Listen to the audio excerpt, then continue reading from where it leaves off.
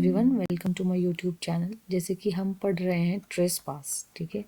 उसमें हमने सबसे पहला ऑफेंस जो पढ़ लिया है वो है क्रिमिनल ट्रेसपास। उसकी वीडियो आपको मिल जाएगी मेरे चैनल पे, आप जाकर यहाँ पर नीचे उसको देख सकते हैं। उसी में सेकेंड एक ऑफेंस जो है वो है हाउस ट्रेसपास, जिसके बारे में आज हम पढ़ने वाले हैं।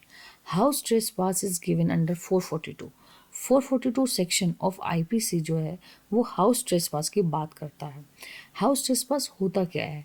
House trespass whoever commits criminal trespass by entering, ठीक है, into or remaining in any building, tent or vessel used as a human dwelling or a building used as a place of worship or a place of custody of a property is said to commit a house trespass। और साथ में उन्होंने एक explanation दे रखा है जो हम बाद में पढ़ेंगे। पहले मैं आपको ये बता देती हूँ हाउस ट्रेसपास एक्चुअली होता क्या। हाउस ट्रेसपास को समझने के लिए बहुत सिंपल सी बात है, whoever, जो कोई भी कमिट करे क्रिमिनल ट्रेसपास को, कैसे? बाय एंटरिंग, एंटर करने से, ठीक है, एंटर करे वो किसी जगह पे, या फिर रिमेन करे वहीं पे, ठीक है। अब ये एंटरिंग और रिमेनिंग किस में करे? वो करे प्रॉपर्टी में। और वो प्रॉपर्टी कैसी होनी चाहिए, यही इसका स्पेशल फीचर है, यही इस ऑफेंस को डिफरेंट करता है, ठीक है। वो बिल्डिंग ऐसी होनी चाहिए, वो प्रॉपर्टी जो है वो या तो बिल्डिंग हो, ठीक है, या फिर टेंट हो, या फिर वेसल हो, ठीक है। ये तीन चीज़ होनी चाहिए तो हाउस ट्रेसपास होगा। और इसमें भी एक और कंडीशन है, ये बिल्डिंग, टेंट और वेसल यूज होता हो कैसे? As a dwelling, human dwelling का यहाँ मतलब है उसके रहने सहने से, ठीक है, या प्लेस ऑफ वर्शिप, वहाँ पे पूजा पाठ होती हो, ठीक है। इसमें इसका मतलब ये है कि जितने भी टेम्पल्स हैं, मॉस्क हैं और सारे रिलीजियस प्लेसेस एंड चर्च है, सब इसमें आ जाएगा, ठीक है। और थर्ड चीज़ है, या फिर वो यूज़ हो रहा हो एज अ कस्टडी किसके लिए? ऑफ प्रॉपर्टी रखने की कस्टडी में हो, तो ये समझा जाएगा उसने हाउस ट्रेसपास कमिट कर लिया। तो हाउस ट्रेसपास को क्रिमिनल ट्रेसपास से जो डिफरेंस किया है, वो डिफरेंस क्या है? सिर्फ उसकी प्रॉपर्टी को लेकर। सेम चीज़ है, क्रिमिनल ट्रेसपास हो रहा है, एंटर कर रहे हो, रिमेन कर रहे हो, अनलॉफुल कर रहे हो, लेकिन कहाँ कर रहे हो? किसी बिल्डिंग, टेंट और वेसल में कर रहे हो। और वो बिल्डिंग और टेंट और वेसल कैसा होना चाहिए? डवेलिंग ऑफ ह्यूमन बींग्स हो, या प्लेस ऑफ वर्शिप हो, या कस्टडी ऑफ प्रॉपर्टी हो। अब मैं इसका एक एग्जाम्पल आपको बताती हूँ। सपोज करो ये एक मैंने वो बना लिया घर, ठीक है। यहाँ ह्यूमन बींग्स रहते हैं, मैं रहती हूँ यहाँ पे, ठीक है। मैं यहाँ पे रहती हूँ, तो यहाँ पे अगर कोई पर्सन एंटर करता है, क्रिमिनल ट्रेसपास करता है अनलॉफुल विदाउट माय परमिशन, तो क्या माना जाएगा? कि उसने हाउस ट्रेसपास कर दिया, ठीक है।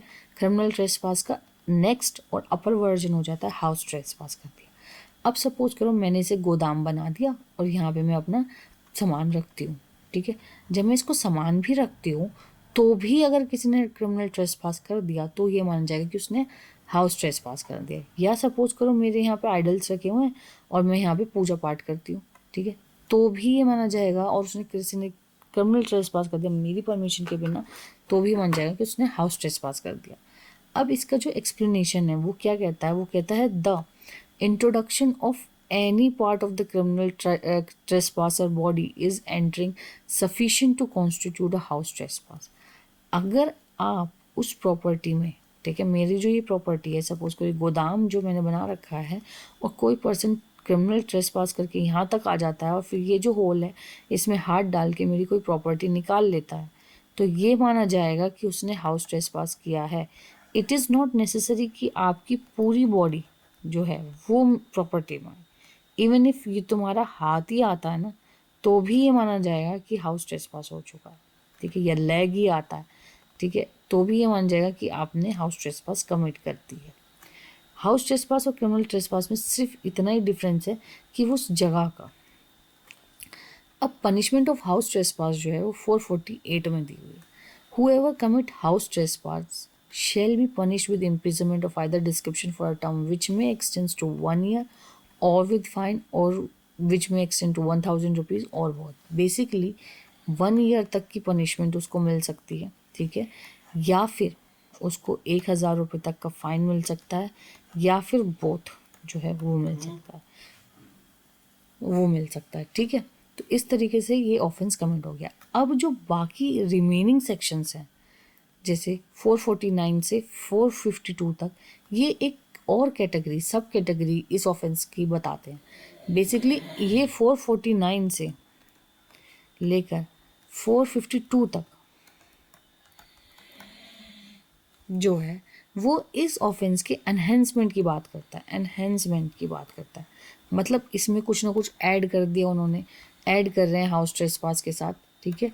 और उनकी क्या पनिशमेंट होगी वो 449 से लेके 452 तक बता रहे हैं। जैसे house trespass in order to commit a offense punishable with death. अब जो आप वहाँ पे ऑफेंस कमिट करने जा रहे हो वो ऐसा ऑफेंस है जिसकी पनिशमेंट जो है वो डेथ की पेनल्टी है। तो उसको जो पनिशमेंट मिलेगी वो कैसे मिलेगी? Shall be punish with imprisonment for life और rigorous imprisonment for a term not exceeding 10 years and shall also be liable for fine. अगर आप 450 में जाओ, अब जो ऑफेंस आप कमिट वहाँ पे करने जा रहे हो वो ऐसा है कि imprisonment for life, imprisonment for life उस ऑफेंस के लिए मिलता हो, तो ये माना जाएगा वो पर्सन पनिश्ड होगा with imprisonment of either description for a term not exceeding 10 years and shall also be liable to fine. ठीक है, वो ऐसी इम्प्रिजनमेंट के लिए जो 10 साल तक की हो और प्लस फाइन भी दे सकता हो। 455(1) क्या कहता है कि वो कमिट कर रहा है, हाउस ट्रेसपास कमिट कर रहा है ऑफेंस को पनिशेबल विद इम्प्रिजनमेंट, जिसकी इम्प्रिजनमेंट सजा हो, ठीक है। तो उसको जो सज़ा मिलेगी वो आइदर डिस्क्रिप्शन विच में extends to 2 years and shall also be liable for fine.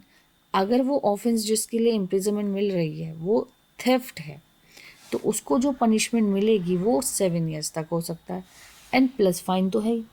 452 जो है वो बात करता है house trespass alter preparation for hurt, assault और रॉन्गफुल रेस्टिंग। अब जो हाउस ट्रेसपास जो पर्सन कमिट कर रहा है ना वो हर्ट, असॉल्ट और रॉन्गफुल रेस्ट्रेन कमिट करने के लिए कर रहा है, प्रिपरेशन कर चुका है कि मैं ये करूँगा, तो उसको जो पनिशमेंट मिलेगी shall be punished with imprisonment of either description for a term which में extends to 7 years and shall also be fine. तो इसको ईजिली समझने के लिए ना मैंने एक ग्राफ बनाया। अब हाउस ट्रेसपास जो कमिट किया जा रहा है ना वो किया जा रहा है विद इंटेंट या ऐसे ऑफेंसेस के लिए जो पनिशेबल हो डेथ पेनल्टी से। अगर डेथ पेनल्टी के ऑफेंस को कमिट करने के लिए आप ये प्रिपरेशन करके हाउस ट्रेसपास करते हो तो जो पनिशमेंट उसकी मिलेगी वो मिलेगी लाइफ इम्प्रिजनमेंट, और ऑफेंसेस के लिए जो पनिशमेंट मिलेगी वो 10 years, not 10 years plus fine.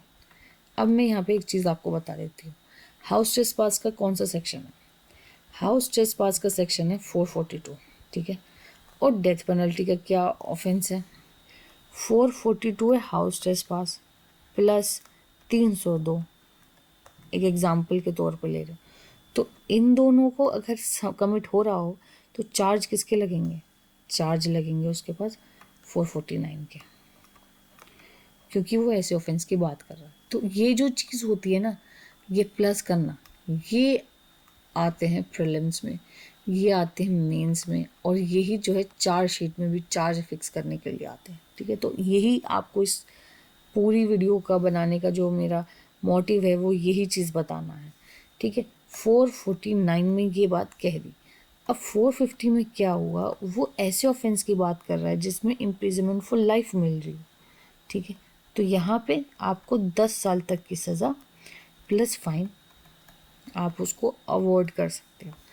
ऐसे कोई ऑफेंस जो सिर्फ इम्प्रिजनमेंट मिलती हो तो उसको 2 साल तक की सज़ा या फिर फाइन या फिर बोथ, ठीक है। लेकिन अगर वो ऑफेंस थेफ्ट है तो जो ये 2 साल तक की सज़ा है ना वो हो जाएगी 7 साल तक की सज़ा प्लस फाइन। अगर कोई पर्सन ऑफेंस कमिट कर रहा है, प्रिपरेशन करके जा रहा है, ठीक है, कि वो हर्ट कर सकता है, सॉल्ट कर सकता है और रॉन्गफुल रिस्ट्रेन कर सकता है, ठीक है, जैसे कि 452 में यहाँ पे डिफाइन है, तो उसकी जो पनिशमेंट हो जाएगी ना वो हो जाएगी 7 years प्लस फाइन, ठीक है। सिंपल सी बात है, हाउस ट्रेसपास के लिए यही है। Thank you.